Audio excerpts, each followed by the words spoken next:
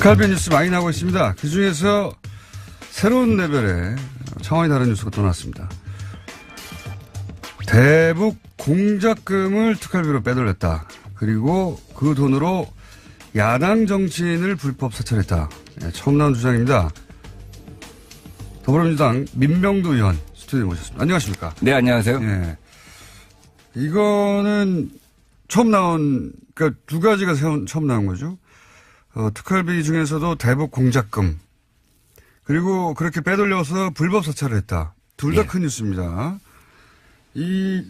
그리고 공장명이 포청천이었다는 건 이제 유치합니다만은 공장명 포청천, 대북 공작금 빼돌려서 야당 정치인을 불법 사찰하라. 요약하면 이런 겁니다. 네. 제보를 받으셨다고 하는데 이게 믿을만한 내용입니까? 예, 100% 믿을만 합니다. 뭐 저희가 여러 가지 근거를 댈 수 있겠지만 팀의 구성원 이름이 분명합니다. 알 수 없는 이름이죠, 사실 일반인은. 그렇죠. 포청천 팀 산하에 포청천 공작팀 산하에 3개 팀이 있었습니다. 미행감시 팀. 미행감시 익숙한 단어네요. 예, 미감이죠. 줄여서 미감팀이라고 합니다. 미감. 예. 그 내사팀이 종합하는 곳입니다. 예. 사이버팀 해킹하는 곳입니다. 내사팀은 이제 공작을 기획하는 것이죠, 사실은 보통. 그러니까 미감팀에서 단순 접촉을 해서 단순 접촉자를 확인해서 보고를 하면 자기들이 공작을 기획하는 것이죠. 그렇죠, 그렇죠. 금융 내사도 하고 재산 내사도 하고 성향 분석도 하고. 그래서 조합해가지고 있는 사실 합쳐서 없는 새로운 사실을 만들어내죠. 이 내사팀은 그 5급 과장을 갖다가 팀장으로 해서 4명으로 구성됐고요. 믿을 수밖에 없는 것이 이런 내밀한 정보들을 정확하게 알고 있고, 예, 알겠습니다. 자, 그러면 좀 구체적으로 그 대북 공작금이 이 특활비로 사용됐다고 하는 내용 전체, 그러니까 박근혜 정부, 임명보 정부 다 통틀어서 처음 나온 거죠. 대북 공작금은 건들기 어려운 거 아닙니까? 지금 대개 청와대에 상납됐다는 돈들은 아마 정무직들이 쓸 수 있는 특활비에서 유용됐을 가능성이 굉장히 커요. 떡값 뭐 이런 식의 의미로. 경력이 뭐 이런 것에서 유용됐을 가능성이 크고 이제 그러다 보니까 본인들도 좀 불쾌했을 수 있죠. 그래서 본인들도 원세훈도 그래서 궁하니까 또 뇌물도 받았을 수 있지 않냐 하는 생각까지 듭니다. 자기 것으로 생각했던 것을 청와대에서 어차피 영수증 없이 나보고 쓰러쓴 돈 아니야 이렇게 생각했을 수도 있고요. 예. 근데 대북 공작금이라고 특정돼 있는 이미 항목을 전용해서 쓴 거는 처음으로 드러난 겁니다. 이건 정말 이적 행위와 다를 바 없다고 생각합니다. 그러니까요. 빨갱이라고 이제 이 야당을 당시 공격했던 게 북한을 이롭게 한다고 공격한 건데 이 북한을 이롭게 하는 행위 아닙니까? 자기들이 빨갱이였어요. 간첩 잡으라고 배정한 돈을 전혀 반대되는 돈에 쓴 것이죠. 그만큼 대북 안보에 허점이 생긴 것이죠. 맞습니다. 자, 일단 규모는 그럼 혹시 나왔습니까? 규모는 이 최종욱 차장이라고 하는 사람이 이것을 갖다가 작전을 갖다가 수립하고 지시를 한 사람입니다. 차장 3차장인가요? 네, 최종욱 대북 담당 3차장이죠. 2009년 3월 원세훈과 함께 3차장으로 임명이 됩니다. 그래서 1년 6개월 재임합니다. 이 공작은 이명박 정부 5년 동안 진행된 것인데 최종욱 3차장이 최근에 자기한테 배정된 특활비 9억 원에 대해서 조사를 받습니다. 검찰에 가서 조사를 받는데 이게 어디에 쓰여졌는지가 불투명하니까 검찰은 이것을 갖다 개인적으로 유용하지 않았겠느냐. 착복하지 않았겠느냐. 이렇게 본 거예요. 그러니까 최대 9억은 넘지 않았을 것이라고 봅니다. 이 공작비가. 그 기간 동안은? 1년 6개월. 그러니까 보통 1년에 6개월 쓴다는 얘기죠. 1년에 6억 원을 쓴다는 얘기죠. 그거는 빙산의 일각일 것 같은데요. 공작팀이 또 다른 차원에서 진행됐을 수도 있죠. 가령 이 똑같은 시기에 그러니까 지금. 고 자금에서 유용된 게 그 정도 액수. 전체 이 팀의 공작비는 뭐 더 크겠지만. 그러니까 4년을 합치면 5년을 합치면 굉장히 클 수가 있겠죠. 그것도 1년에 6억 가지고는 이게 어려울 것 같은데 제가 보기에는 이 공작금 중에 유용한 그 특수활동비리 유용한 부분이 그만큼이고 나머지 또 다른 데서 땡겨온 금액이 있을 수 있겠네요. 있을 수 있겠죠. 근데 제가 그런 추정을 자꾸 하게 되면 이제 이 제보에 이 내용의 이제 신뢰에 대해서도 또 제보만 따지자면 대북 공작금에서 나온 금액은 그 정도다. 예, 제가 확인할 수 있는 얘기만 말씀드립니다. 알겠습니다. 예, 소송을 당할 수도 있기 때문에 그리고요. 그래서 그런 돈을 이용해서 실제 야당 정치인을 사찰한다고 했을 때 누구누구가 사찰 대상이 됐습니까? 미감팀은 벽을 뚫든 천장을 뚫든 증거를 확보해와라. 무엇이든지 가져와라.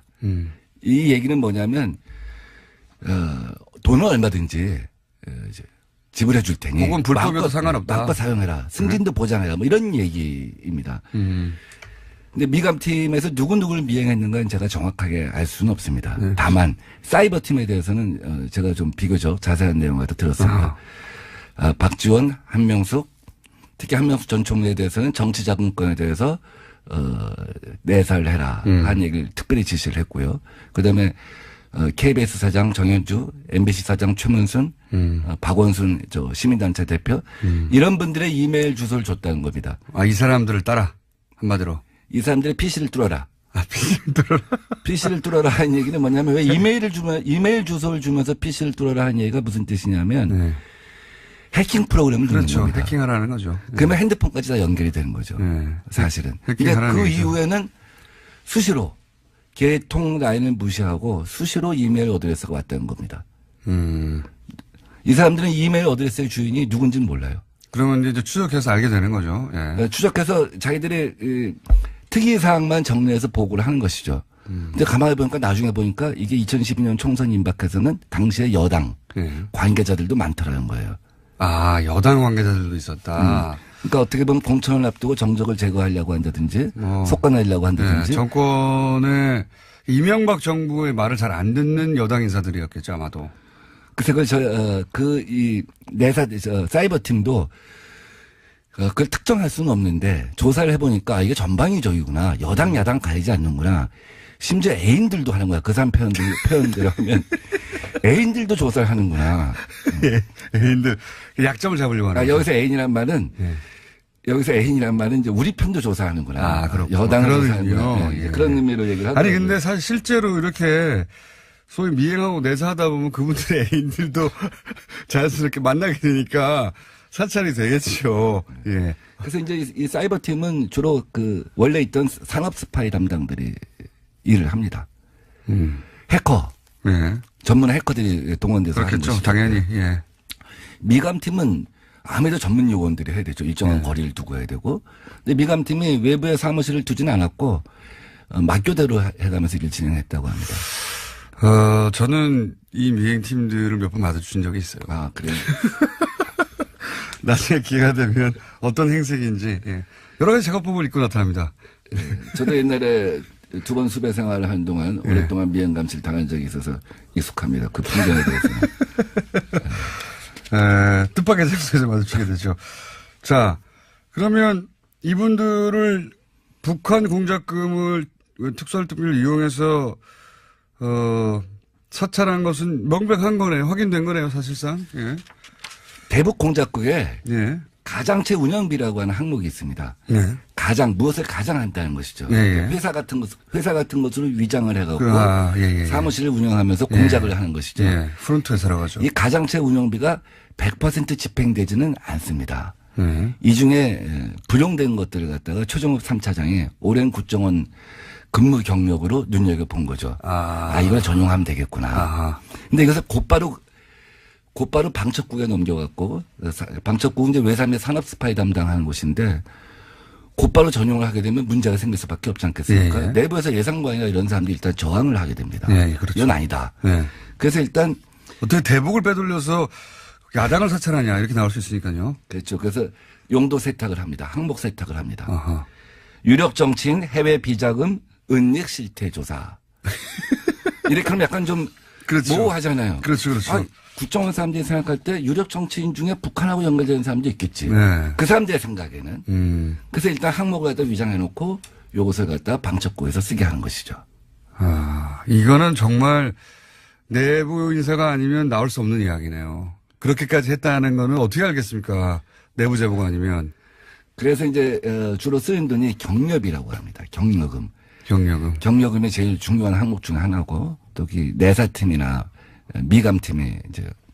너 미행했으니까 또 항목이 없으니까 경력금으로 줬다. 그거 중요한 성과를 냈다. 중요한 성과를 내면 경력금을 갖다 얼마 줄지 모르겠습니다만 성과에 따라 다르겠죠. 인센티브 성과급이겠죠. 그다음에 그 접촉자. 예. 접촉자에 대한 사례비라고 하는 것이 있습니다. 접촉자. 이게 이제 이른바 이제 망원 같은 개념이죠. 이제 빨대. 확실히 포섭되면 망원이고, 예.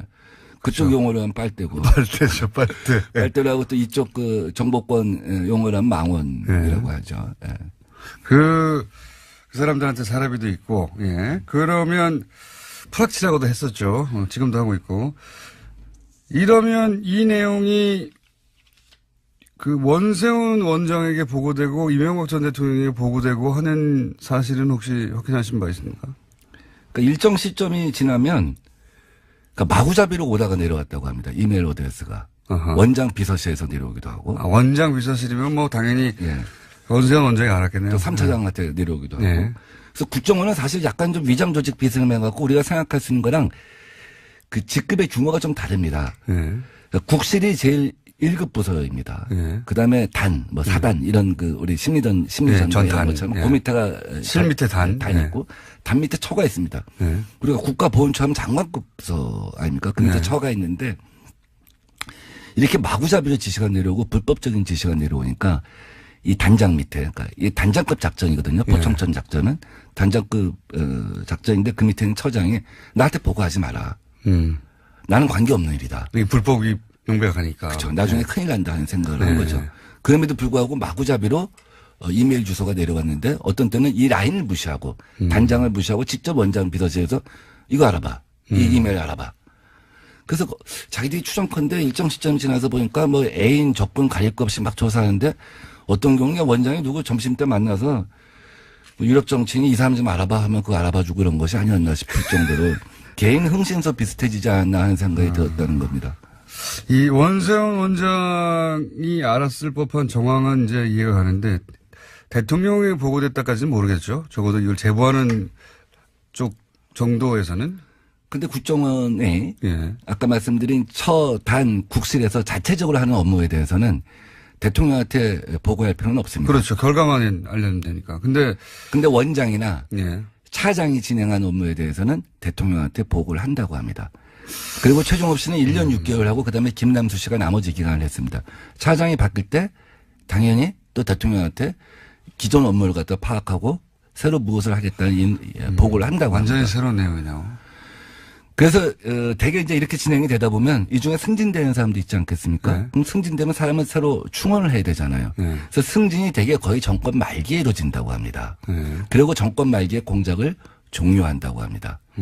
그래서 박근혜 정부 때 남재준 원장이 이제 새로 와서 이걸 들여다보기 시작한 거죠. 이거 뭐였지? 과거에 이전에 뭐 뭐랬지? 한 거야. 예. 이제 감찰하기 시작하니까 사실 뭐 네 분 다 초록이 동생이고 다 한편이고 이러니까 이걸 보호할 수밖에 없지 않겠습니까? 이렇게 되면 이걸 조사하게 되면 대북 공작 역량이 전부 와야 된다. 이렇게 하면서 방어를 했다는 거죠. 근데 뭐 알긴 알았다는 얘기네요. 그러니까. 그렇죠. 이 사람들이 이명박 정부 때 뭘 했구나. 어떤 조사를 했구나. 그래서 이게 뭐지? 자기들도 관심 가질 수밖에 없지 않겠습니까? 또 어떤 때는 자기들이 거기서 벤치마킹도 할 필요도 있는 것이고. 근데 그쪽에서 안 된다. 대북 역량 라인이 와야 된다. 그럼 알 수가 없는 거죠. 그래서 그 폼으로 되거나 하진 않았고. 그래서 이제 남재준 원장이 이 포청천 작전에 대해서 전모를 파악하지는 못했던 것으로 알고 있습니다.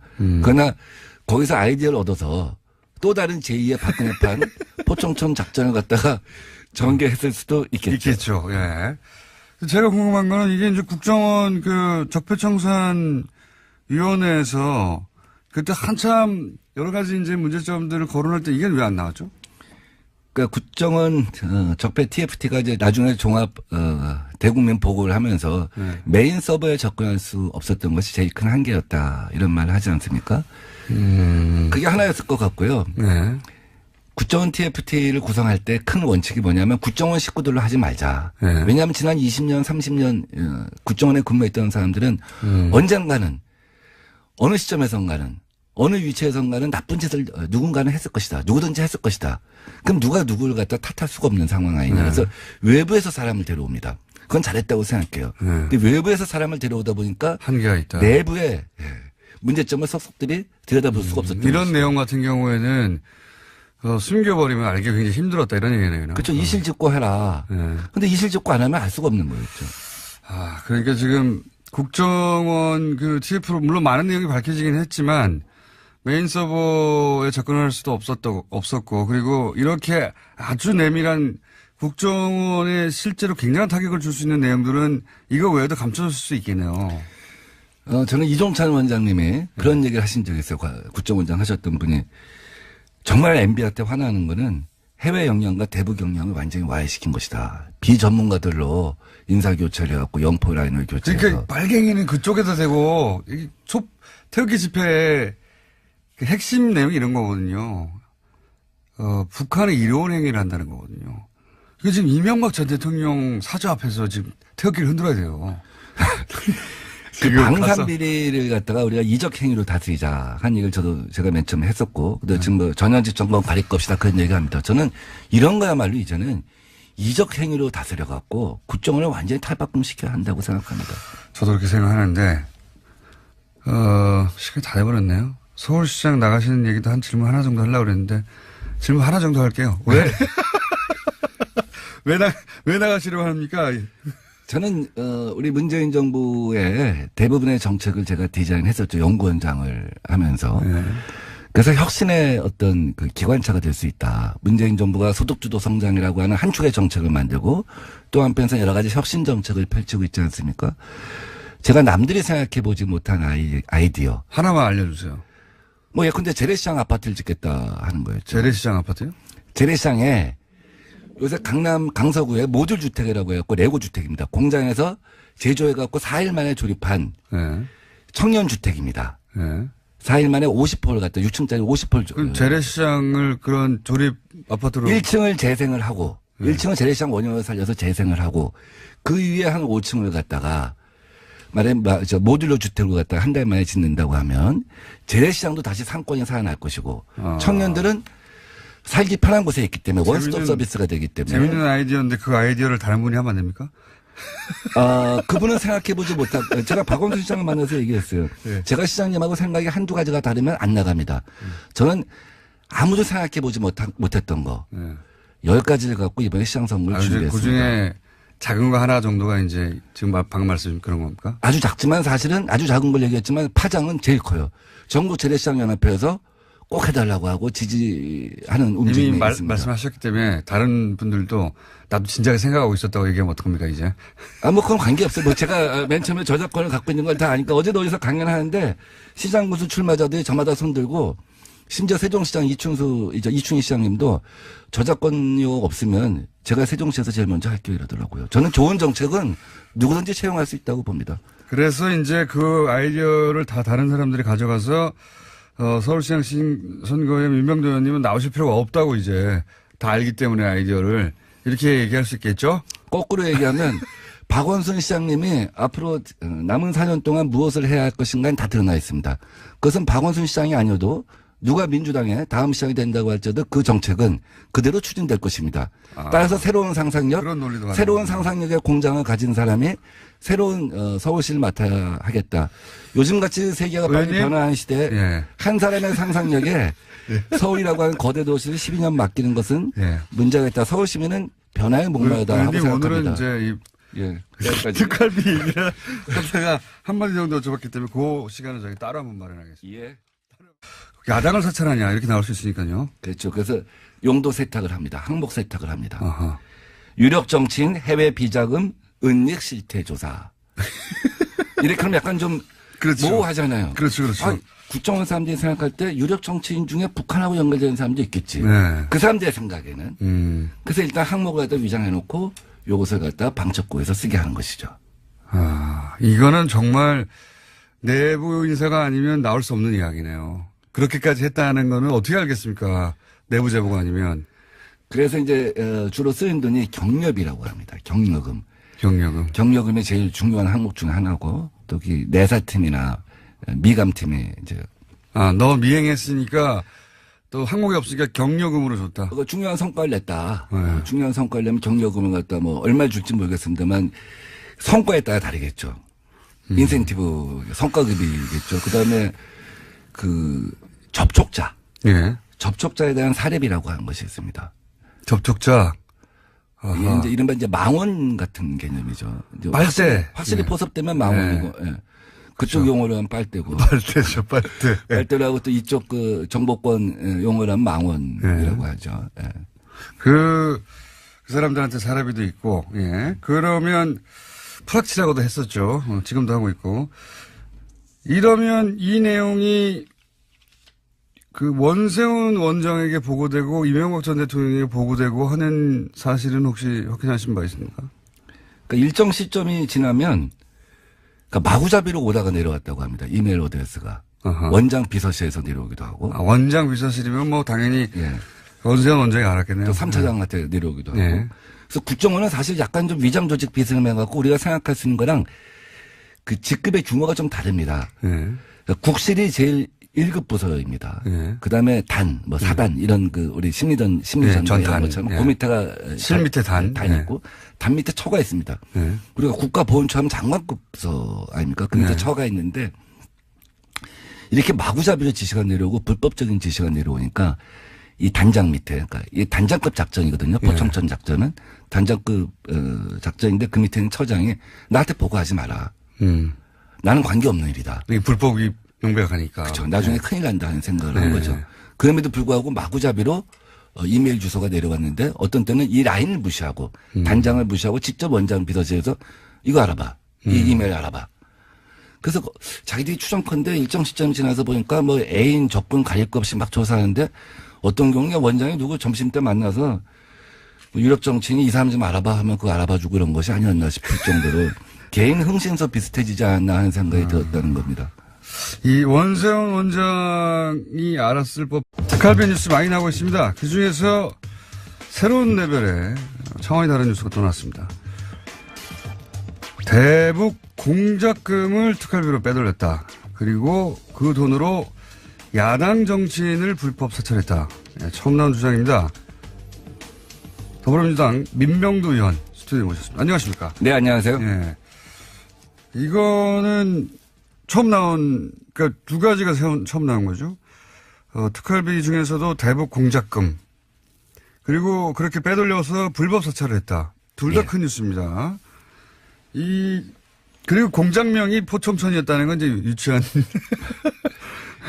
유치합니다만은 공장명 포청천 대북 공작금 빼돌려서 야당 정치인을 불법 사찰하라. 요약하면 이런 겁니다. 네. 제보를 받으셨다고 하는데 이게 믿을만한 내용입니까?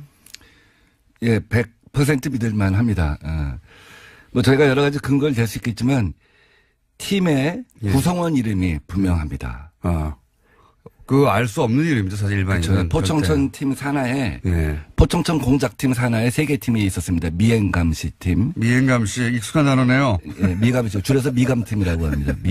미감. 예. 그 내사팀이 종합하는 곳입니다. 예. 사이버팀 해킹하는 곳입니다.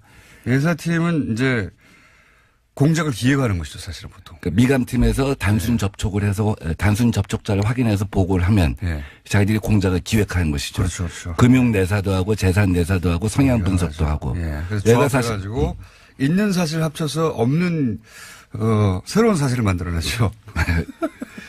이 내사팀은 그 5급 과장을 갖다가 팀장으로 해서 4명으로 구성됐고요. 믿을 수밖에 없는 것이 이런 내밀한 정보들을 정확하게 알고 있고, 예, 알겠습니다. 자, 그러면 좀 구체적으로 그 대북 공작금이 이 특활비로 사용됐다고 하는 내용 전체, 그러니까 박근혜 정부, 이명박 정부 다 통틀어서 처음 나온 거죠. 대북 공작금은 건들기 어려운 거 아닙니까? 지금 대개 청와대에 상납됐다는 돈들은 아마 정무직들이 쓸 수 있는 특활비에서 유용됐을 가능성이 굉장히 커요. 떡값 뭐 이런 식의 의미로. 경력이 뭐 이런 것에서 유용됐을 가능성이 크고 이제 그러다 보니까 본인들도 좀 불쾌했을 수 있죠. 그래서 본인들도 원세훈도 그래서 궁하니까 또 뇌물도 받았을 수 있지 않냐 하는 생각까지 듭니다. 자기 것으로 생각했던 것을 청와대에서 어차피 영수증 없이 나고 쓰러웠은 돈 아니야 이렇게 생각했을 수도 있고요. 예. 근데 대북 공작금이라고 특정돼 있는 이미 항목을 전용해서 쓴 거는 처음으로 드러난 겁니다. 이건 정말 이적 행위와 다를 바 없다고 생각합니다. 그러니까요. 빨갱이라고 이제 이 야당을 당시 공격했던 게 북한을 이롭게 한다고 공격한 건데 이 북한을 이롭게 하는 행위 아닙니까? 자기들이 빨갱이했어요.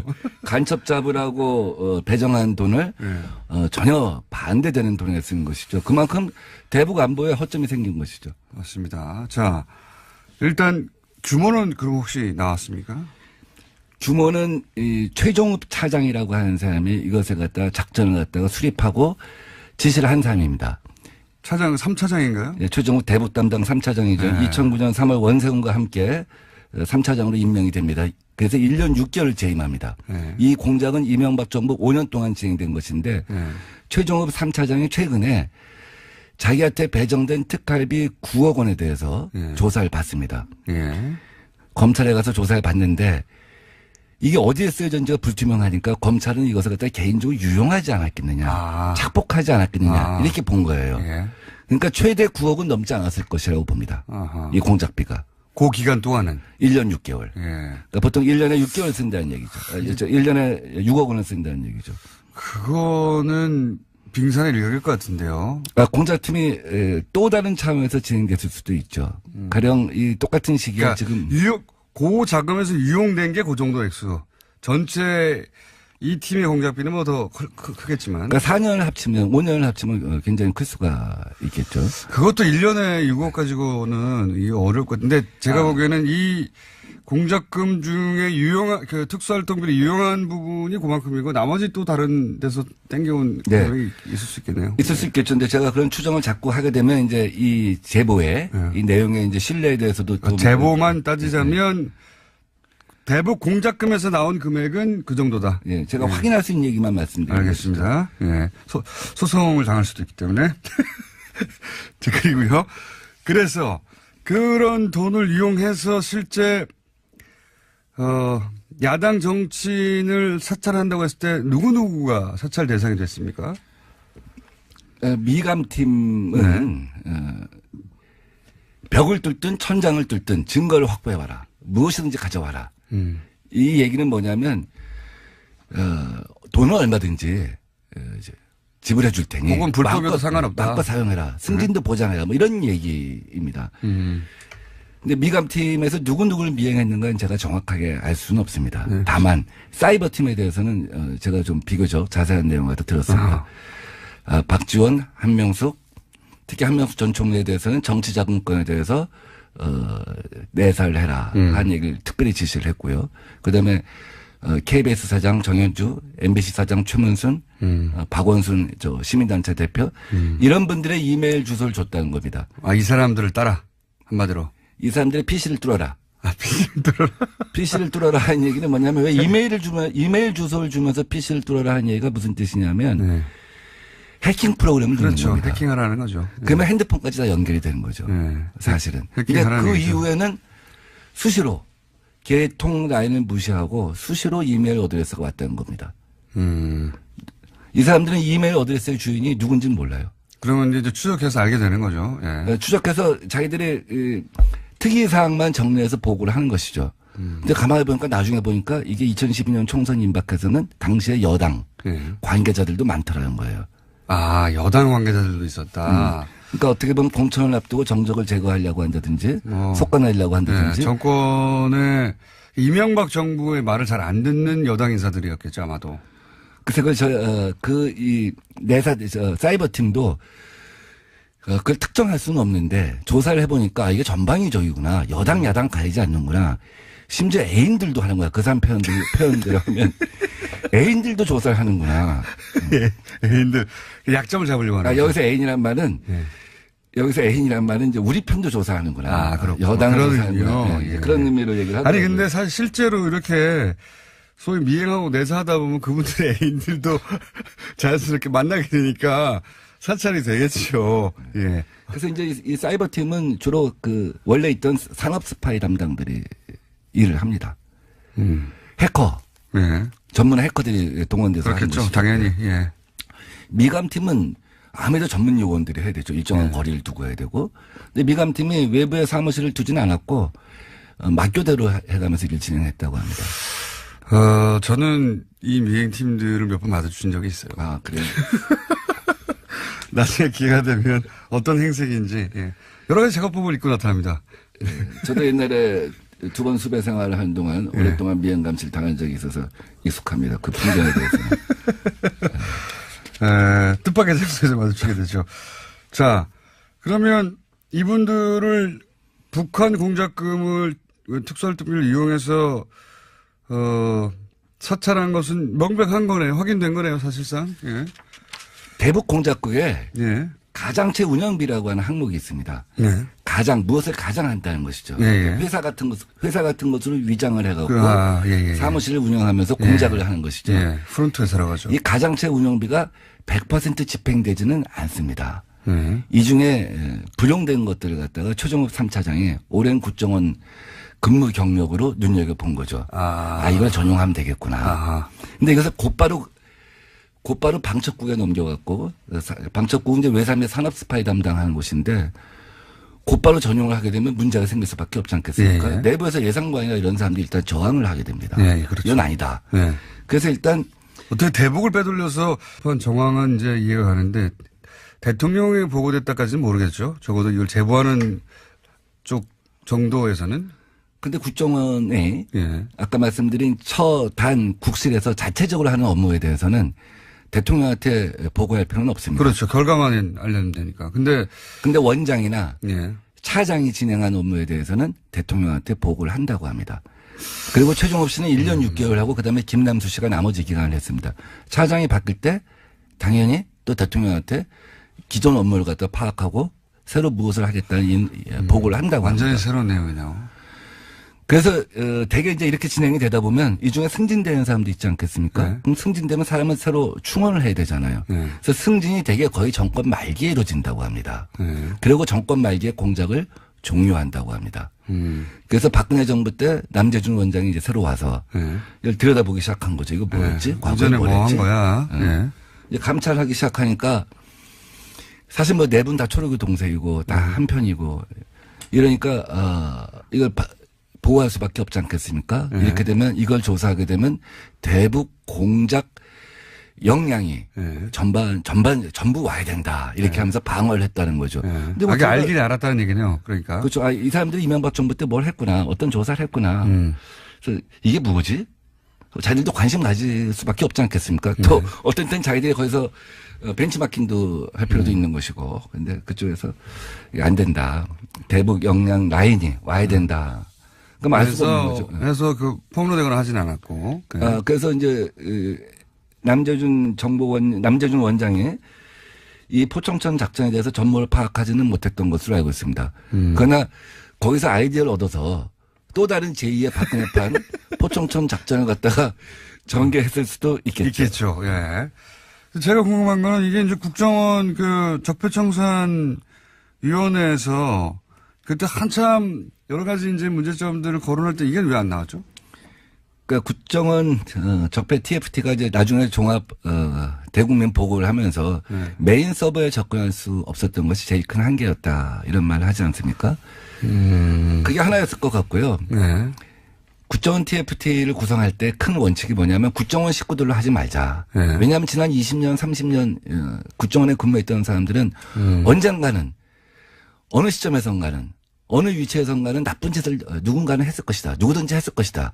그럼 누가 누구를 갖다 탓할 수가 없는 상황 아니냐. 그래서 외부에서 사람을 데려옵니다. 그건 잘했다고 생각해요. 근데 외부에서 사람을 데려오다 보니까 한계가 있다. 내부에 문제점을 속속들이 들여다볼 수가 없었던 이런 것이죠. 내용 같은 경우에는 숨겨버리면 알기 굉장히 힘들었다 이런 얘기네요. 그렇죠. 이실직고 해라. 근데 이실직고 안 하면 알 수가 없는 거였죠.